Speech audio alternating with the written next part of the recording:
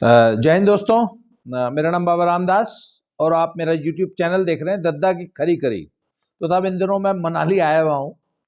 मुझे छोटे छोटे एक दो काम थे, तो उस काम के लिए मैं मनाली आया हूँ। बहुत ठंड है यहाँ, -5-6 टेम्परेचर है। हालांकि आज इस बार मनाली में एक फ्लेक भी स्नो नहीं पड़ी, इस बार बिल्कुल भी स्नोफॉल नहीं हुआ। यहाँ तक कि जो ऊंचे पहाड़ है ना, हायर रीचेस, वहाँ भी मनाली में हमारे सामने जितने पहाड़ हैं इस पर किसी पर भी बर्फबारी नहीं हुई, एकदम सूखी सर्दी पड़ रही है। और 1 या 2 दिनों में वापस अपने आश्रम पहुंच जाऊंगा। तो साहब आज क्या है कि एक सोशल मीडिया पे एक वीडियो बहुत तेजी से वायरल हुई सुबह, किसी फ्लाइट में जिसमें कि सभी हमारे भारतीय नागरिक यात्रा कर रहे हैं। उनकी शक्ल, वेशभूषा, बातचीत और उनके व्यवहार से पता लग रहा है कि ये तो अपने हिंदुस्तानी हैं साहब। तो साहब उसमें दिखाया जा रहा है कि थोड़ी सी कोई थाई स्माइल करके कोई एयरलाइंस है, थाईलैंड की। तो उसमें दिखाया गया कि एक श्रीमान जी से 2-3 लड़के बहस कर रहे हैं और बहुत जल्दी वो बहस जो है वो हाथापाई में बदल जाती है। जो एयर होस्टेस है वो उस हाथापाई को छुड़ाने की कोशिश कर रही है और इस दौरान जो है अचानक मारपीट होने लगती है। और एक श्रीमान जी, गबरू जवान है कोई, वो उसने चश्मा लगा रखा, वो बाकायदे पहले अपना चश्मा उतार के किसी को पकड़ाता है और फिर सामने वाले व्यक्ति को दे थप्पड़ मारने लगता है। और एक आध थप्पड़ नहीं मारता। जहाँ तक मेरी 51 सेकंड की वीडियो है जिसमें कई बार जो कैमरे का जो फोकस है वो हट जाता है, इधर उधर भी दिखा रहा है वो एयरप्लेन में, पर इसके बावजूद जहाँ तक मैंने गिने हैं 17, 18 या 19 थप्पड़ जो है, मैंने अंदाजा लगाया कि भाई जिस दौरान कैमरा फोकस में नहीं था उस दौरान भी इतने सेकंड में इतने तो पड़े ही होंगे। तो 18-20 थप्पड़ तो एक अकेला एक आदमी मारता है। और जो आदमी पिट रहा है वो बिल्कुल भी रिएक्ट नहीं कर रहा, वो चुपचाप बस पिट रहा है। और वो जो व्यक्ति मार रहा है उसके 2-1 साथी भी बीच बीच में 1-2 हाथ छोड़ रहे हैं। कुल मिला के कई बार क्या होता है कि गुस्से में एक आध बार हाथ छूट जाता है, एक आध थप्पड़ मार देता है, परंतु अगर आप लगातार पीटे ही चले जा रहे हैं तो इसका मतलब ये बहुत गंभीर मसला है और उस व्यक्ति के साथ कुछ ज्यादा ही सीरियस एंगर इश्यूज है। ये मुझे समझ में आया उस वीडियो से। हम तो अपने हिसाब से हर चीज को एनालाइज करते हैं ना। खैर साहब, तो इतना तय हो गया। हालांकि उसमें यह क्लियर नहीं था कि कौन सी फ्लाइट है, कहां से कहां आ रही है, और पर इतना समझ में आ रहा है कि हैं अपने भाई लोग ही, क्योंकि बीच में एक शब्द सुनने को मिलता है कि हाथ नीचे कर, तो मैंने कहा वो हिंदी बोल रहे हैं लड़के। खैर साहब, तो 2-3 घंटे बाद फिर पिक्चर क्लियर हुई और क्लैरिफिकेशंस आए, तो पता लगा साहब बैंकॉक कोलकाता फ्लाइट थी। थाई स्माइल करके कोई एयरलाइंस है, उनकी एयरबस 380 थी, उसमें यह हादसा हुआ। और उसमें एक यात्री को 2-3 यात्रियों ने बहुत कायदे से सूता था। वो तो वीडियो पे दिख गया था। बाद में और जब ज्यादा मामला स्पष्ट हुआ, डिटेल्स आई, तो उसमें जब ये क्लियर हुआ कि साहब 37A पे जो एजल सीट होती है ना, रास्ते के किनारे वाली जो सीट होती है, विंडो से तीसरी सीट, उस पे एक श्रीमान जी बैठे थे।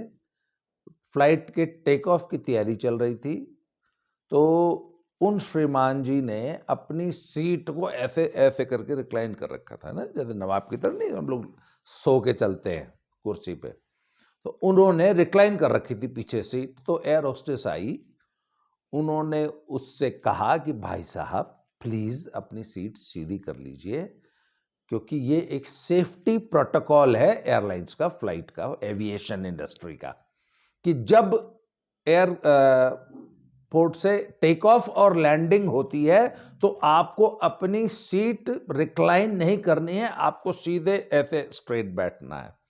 तो उन्होंने कहा ओए मेरे को मत पढ़ाओ, चलो ठीक है, अपन ऐसे ही बैठता है, अपन नवाब है। तो उसने कहा नहीं भाई साहब, आप नवाब हैं, अब मुझे मालूम है, आप नवाब सिराजुद्दौला के पड़पोते हैं, हमें ये बात अच्छी तरह बता दी गई थी पहले, आपके प्रोफाइल में लिखा हुआ है कि आप नवाब सिराजुद्दौला और वो जो लखनऊ वाले कौन सी नवाब फैमिली थी जिनने इमामबाड़ा बनवाया था, आप उनके डायरेक्ट असेंडेंट हैं।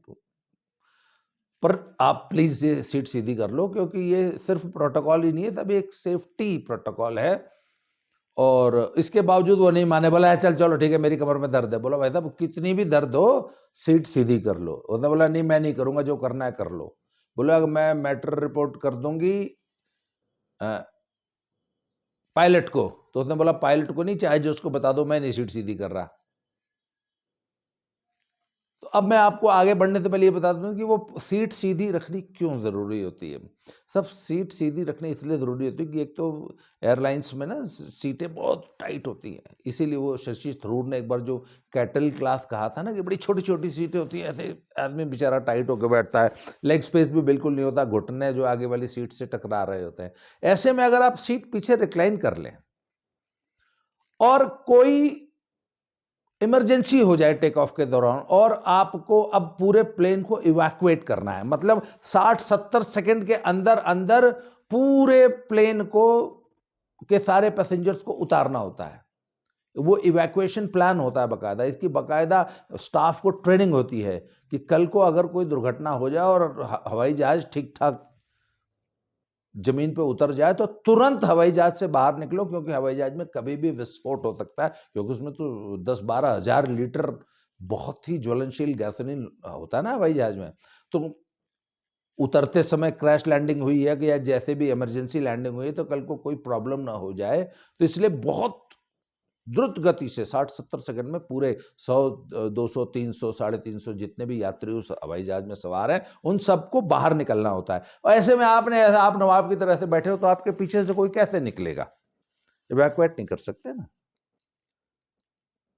और कई बार क्या होता है कि यदि कोई इमरजेंसी लैंडिंग हो रही है तो वो एक खास मुद्रा में सभी पैसेंजर्स को बिठा दिया जाता है ऐसे करके, जिससे कि इंपैक्ट हो तो वो आपको कम से कम चोट लगे, इसीलिए वो सीट बेल्ट बंधवाई जाती है, सेफ्टी बेल्ट।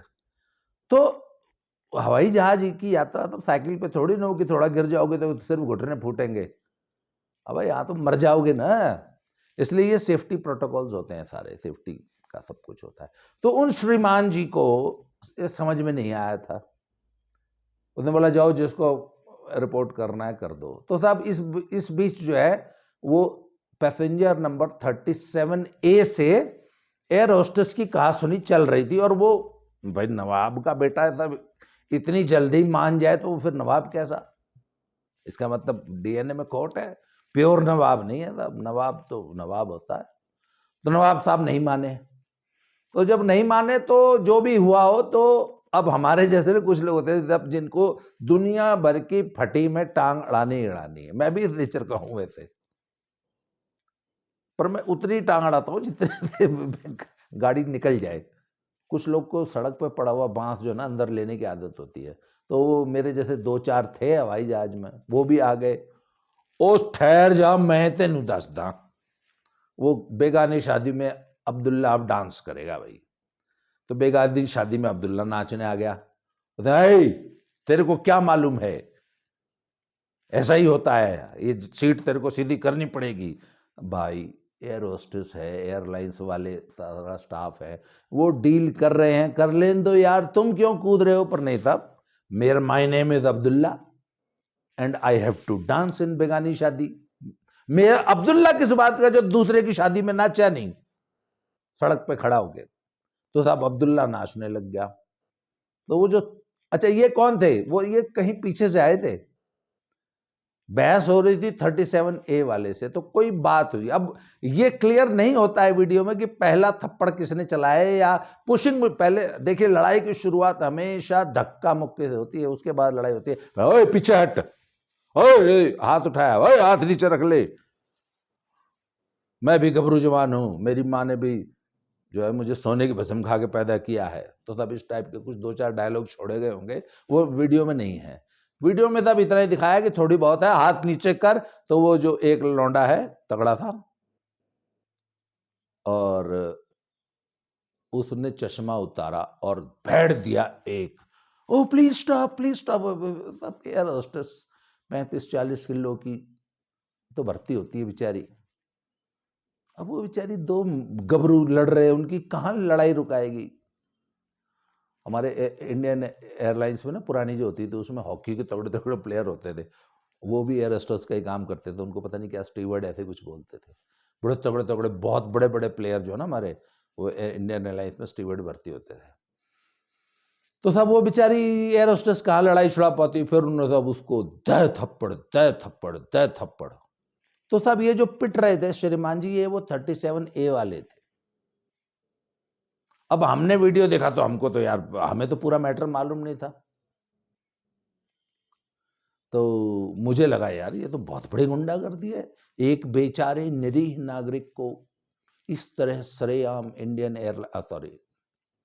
एयरलाइंस में फेलो यात्रियों द्वारा इतना बेरहमी से कूटा जा रहा है।